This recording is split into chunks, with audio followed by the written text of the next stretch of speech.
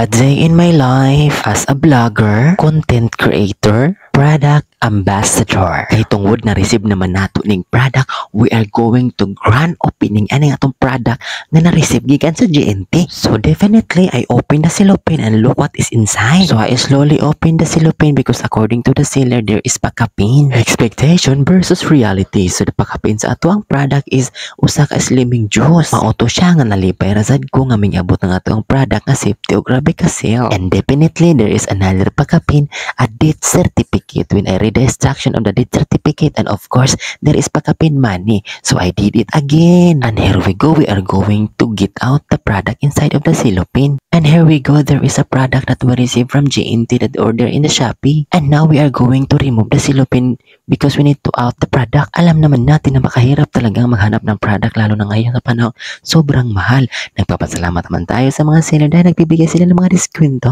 Alam ko na alam mo na rin tong klase ng product na ito dahil viral ito ngayon sa social media. And here we go, na-remove na natin yung cellophane at ngayon babasahin natin yung pangalan niya.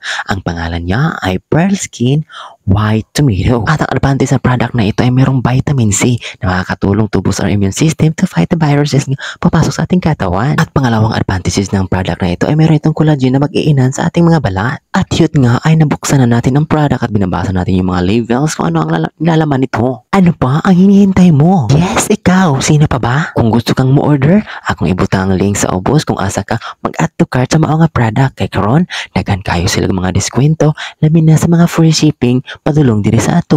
At maraming salamat sa inyong panonood at ngayon ay meron tayong mga shoutout sa mga taong diehard na sumusunod at sumusubaybay sa ating mga videos. At ang ating pinakaunang i-shoutout sa walang iba, si Ma'am Lilia Ingaling. Siya po ay isa sa mga taong sumusubaybay at laging nagsishare ng mga videos natin. At pangalawa nating i-shoutout ay walang iba, si Kuya Inting or Tata. Maraming salamat Kuya sa pag-share sa mga videos ko. Ang pangatlo nating shoutout at walang iba ay si Ate Mera. Si Ate Mera po ay palaging nagsishare ng ating mga videos.